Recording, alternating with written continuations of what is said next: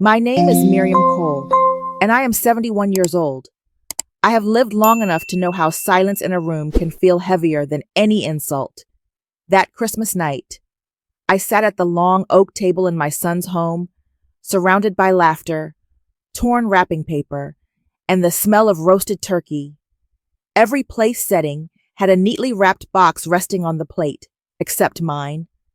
Before me lay nothing but a folded napkin and the gleam of an empty dish.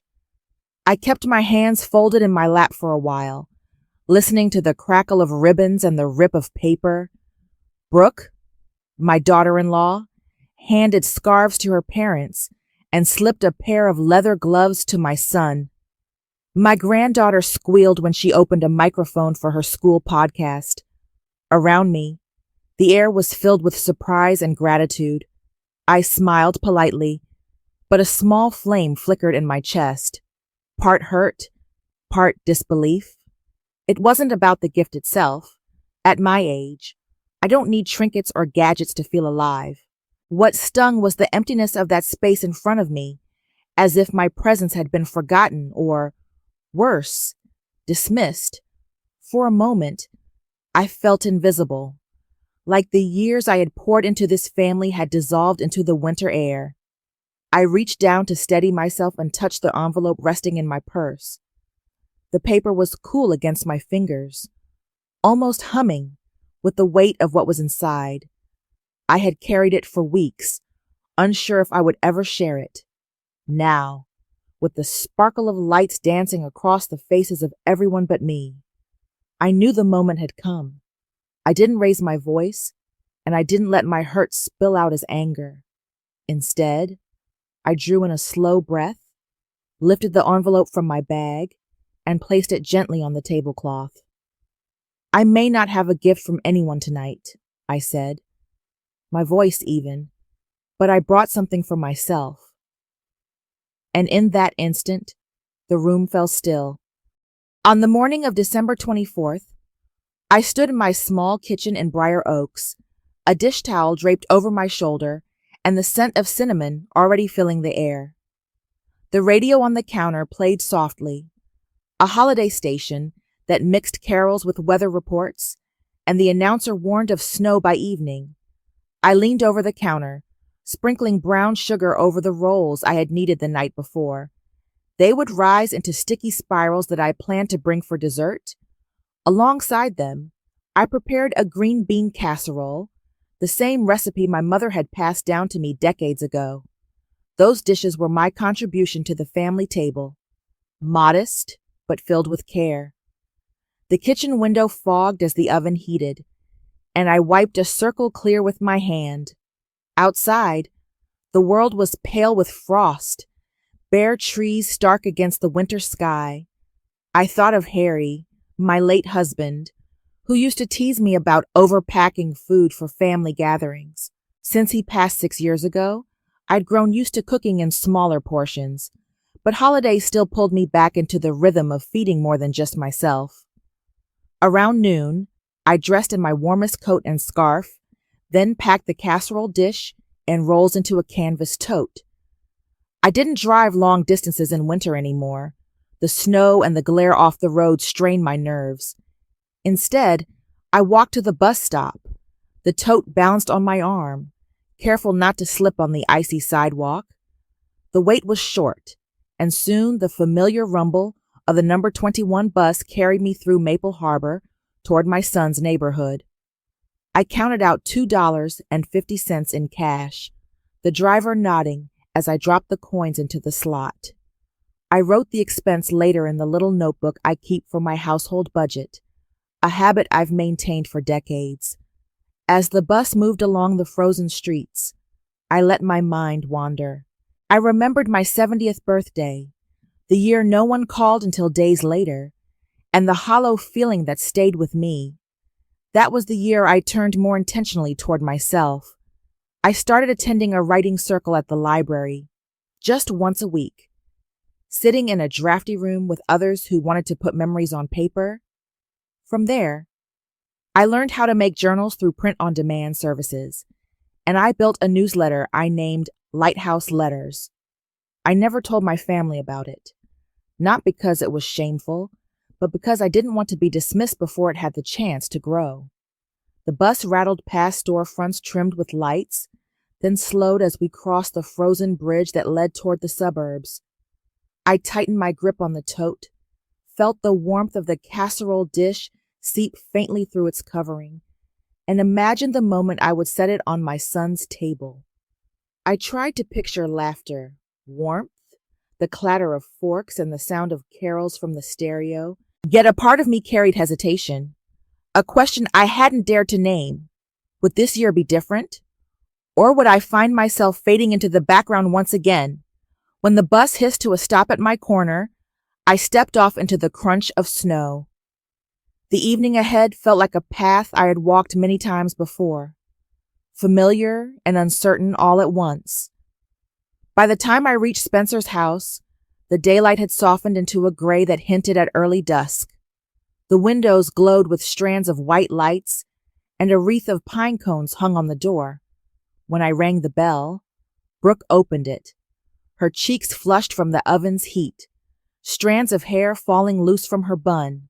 She gave me a polite smile, the kind you offer when your mind is elsewhere, and motioned me inside. The living room was full already. Brooke's parents, Howard and Eileen, sat on the couch, their coats folded neatly over their laps. The smell of roasted turkey filled the air, rich and heavy, mixing with cloves from the cider warming on the stove. I slipped off my boots, wiped the snow from my coat, and placed my tote carefully on the kitchen counter. "Mom, let me take that," Spencer said, coming in from the dining room. He reached for the casserole dish, set it on the sideboard, and leaned down to kiss my cheek. His eyes lingered on me a moment longer than usual, and I caught the flicker of guilt, or maybe I only imagined it. Then he turned quickly to the turkey, carving knife already in hand. We gathered around the table as Brooke carried in the gravy boat, her father pouring sparkling cider into tall glasses.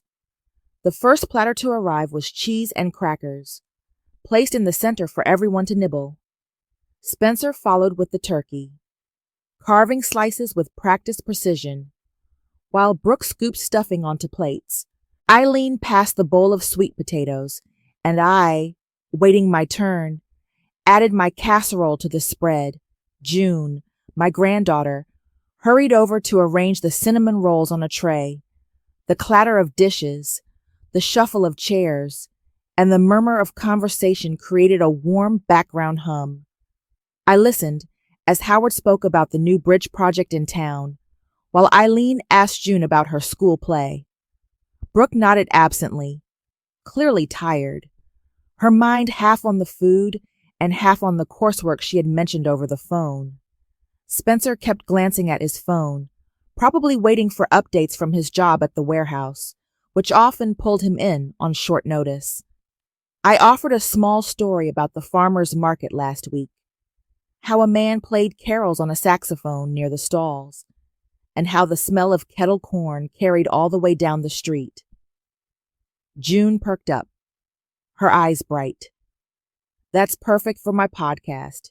Grandma, could you tell it again for me later, so I can record it?" she asked.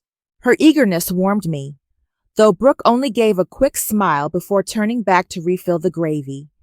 As plates filled and glasses clinked, I felt the rhythm of family life moving around me. Yet beneath the chatter, there was an undercurrent I couldn't shake, a slight coolness in Brooke's tone, the way Spencer avoided my gaze when I mentioned Harry, or the silence that followed my small anecdotes. I told myself it was nothing, that holidays always carried a hint of strain. Still, as I chewed the tender slice of turkey, I felt that familiar question rise again. Was I present at the table, or merely filling a chair? Dinner lingered longer than I expected, with second helpings passed around and the cinnamon rolls disappearing faster than I could count. By the time plates were cleared and pie was set on the sideboard, the air had grown thick with the comfort of full stomachs and the buzz of conversation. Brooke rose from her chair and smoothed her skirt, her voice lifting above the chatter. All right, she said brightly. Time for presents. Howard and Eileen clapped their hands together. June squealed, and Spencer leaned back with a grin. Brooke disappeared into the living room and returned carrying a large basket filled with neatly wrapped packages, each tied with a red or green ribbon. She set it by the tree, the lights twinkling against the paper, and began handing them out. To Dad, she said, passing a box to Howard, who chuckled as he untied the ribbon. For Mom, she added, placing a soft parcel in Eileen's lap. Both parents beamed as they revealed scarves knitted in rich winter colors. Spencer received a pair of leather gloves, the dark brown shining under the lamplight. He pulled them on immediately, flexing his fingers and giving Brooke an approving nod. Then came June's turn. She tore into her package with teenage excitement and pulled out a sleek black microphone, her eyes widening as though she had unwrapped the world itself. Thank you. This is perfect for my podcast, she exclaimed, hugging Brooke before rushing to show Spencer the buttons on the side. I clapped softly, smiling at June's enthusiasm. My heart lifted at her joy, but a chill followed quickly as I looked down at my own plate. In front of me lay only my folded napkin and an empty glass. The basket was shrinking, gifts passing from Brooke's hands to every corner of the room, until at last it was empty. The silence I felt wasn't in the room. It was in me. Everyone else laughed, compared their gifts, or passed them around to admire. I kept my smile fixed, smoothing the napkin with my thumb, but the flame that had flickered earlier now burned steadier, hotter. Spencer caught my eye once, his grin faltering as he looked from my bare place, setting back to Brooke, who was gathering discarded ribbons. He said nothing. Brooke, flustered in her movements, seemed not to notice. Grandma, isn't this awesome? June asked, holding the microphone up toward me. Her eyes sparkled, and I nodded, forcing warmth into my voice. It's wonderful, sweetheart, I said. Yet as I sat there, the weight of the envelope in my purse pressed against my side like a secret ready to breathe. The room hummed with happiness, but I knew the moment had shifted. What was left unspoken could no longer stay hidden. I sat very still, listening to the clink of forks against pie plates, the rustle of wrapping paper still scattered at the edges of the table. My fingers brushed the side of my purse again. I could feel the edge of the envelope, thick with folded papers I had printed just that morning. For weeks I had wondered if I would ever show them to anyone, or if they would remain my quiet proof that my days still held weight. But as the laughter circled around me and never quite reached my place, the decision settled itself. I reached into my bag, slow enough that no one noticed at first. When I pulled the white envelope free and set it on the table, the motion caught Spencer's eye. He frowned, half curious, half uncertain. What's that? Mom? He asked. I smoothed the flap open and slid the pages out. Numbers lined each sheet, neatly typed reports I had made myself on the old printer in my apartment. My hands didn't tremble. Instead, they felt steady, as if this moment had been waiting for me all along. I may not have a gift here tonight, I said, my voice calm, but I brought something of my own. The room quieted. Brooke froze with a fork halfway to her mouth. June leaned forward, eyes wide. This, I continued, tapping the paper, is my newsletter. It's called Lighthouse Letters. I've been writing it every week for almost 2 years. Right now, 18,000 people subscribe. More than 2,000 of them pay $5 a month for it. That's more than enough to cover my living expenses and then some. Howard blinked. Eileen set down her cup of cider with a soft clink. Spencer leaned back, his mouth slightly open, the gloves he had just tried on forgotten in his lap. I also sell journals I design myself, I went on, through a print-on-demand shop. Last quarter, almost 3,000 copies went out. It isn't luck. It's late nights at the library computer, learning programs I never thought I could understand. It's discipline, and it's mine. I reached into the envelope one last time and drew out a single silver key. The overhead lights caught it, bright against my palm. This is for a condo I bought in Briar Oaks. Small but comfortable. No mortgage. No debts. I don't need anything from anyone. The silence stretched until even the clock on the wall seemed loud. Then June whispered, almost reverently, "Grandma, you did all that?" Her wonder wrapped around me like a blanket. I nodded. I did, quietly, because I didn't want to be dismissed as foolish or naive. But tonight, seeing this empty place before me, I decided it was time you all knew. I am not invisible. I am not done. And I will not measure my worth by whether a box is placed at my plate. No one spoke. Brooke set down her fork slowly, her eyes darting to Spencer. He stared at me, expression unreadable, but his face pale. The moment hung between us, sharp as ice and bright as fire.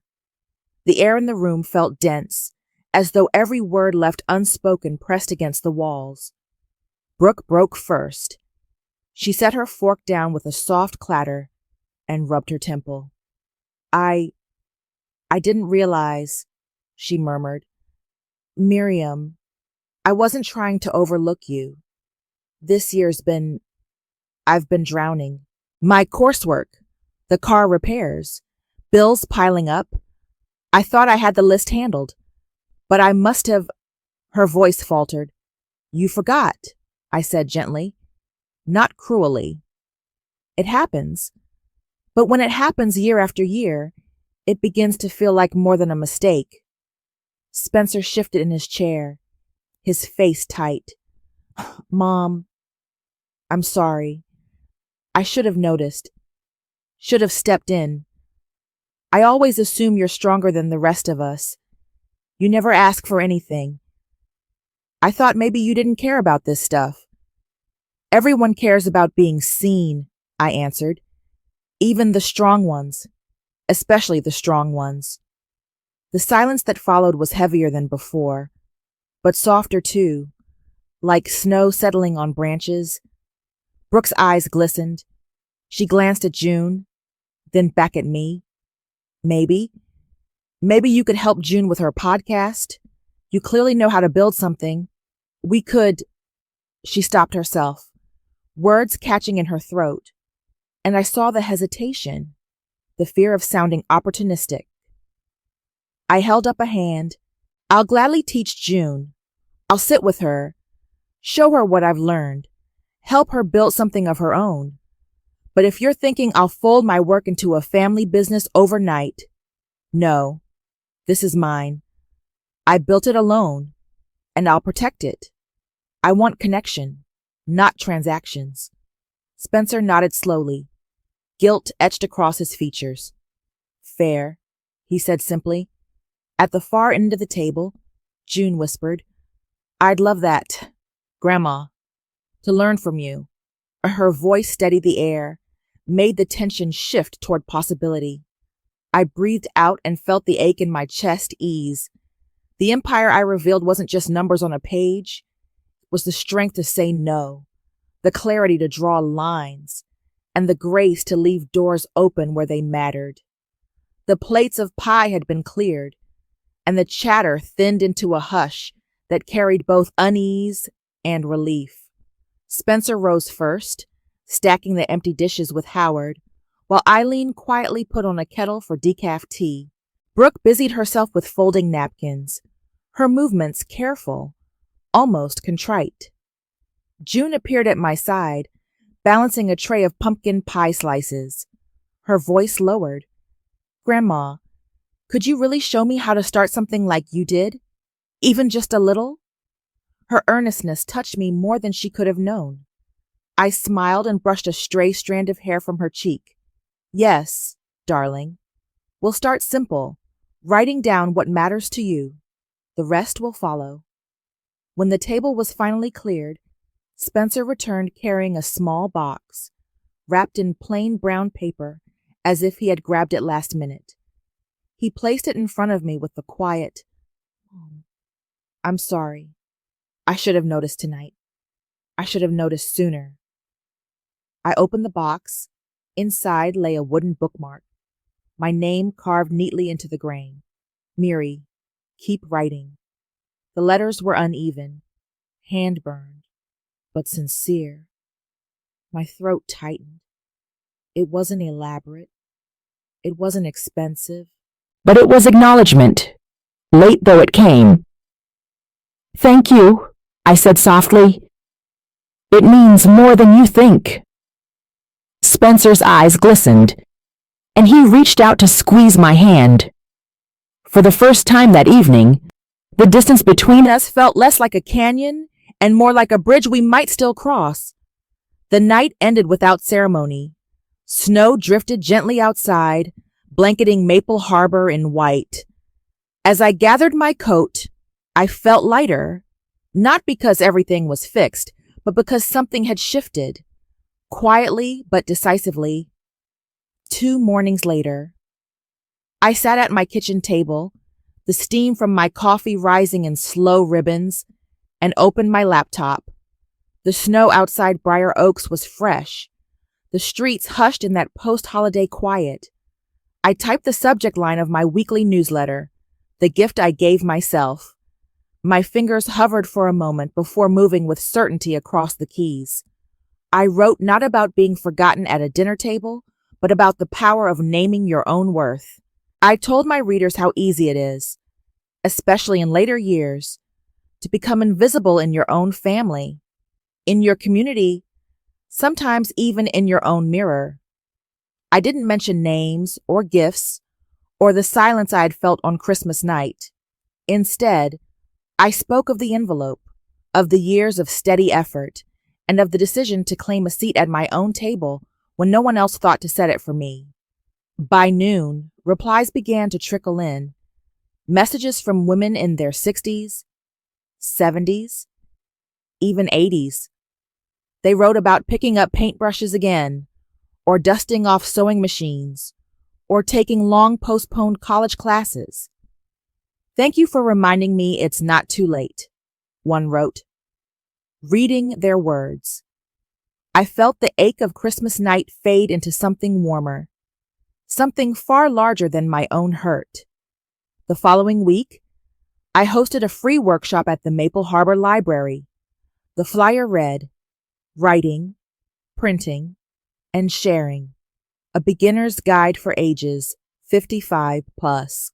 The community room smelled faintly of coffee and pencil shavings, tables lined with donated laptops. A dozen older men and women shuffled in, some shy, some eager. At the back, June set up a tiny recording station she had borrowed from her school, grinning as she adjusted the microphone. I guided the group through small steps: how to open a document, how to save a file, how to tell a story in a single paragraph. The room buzzed with nervous laughter and small triumphs. One woman wrote about her garden, another about her husband's Navy days. When I looked around, I saw faces lit with possibility. Later, as we packed up, June slipped her hand into mine. "Grandma," she said, "your empire isn't just yours anymore. You're building one for all of us." I squeezed her hand, my eyes stinging with unexpected tears. Outside the library windows, snowflakes drifted down, silent and steady. For the first time in years, I felt not invisible but luminous.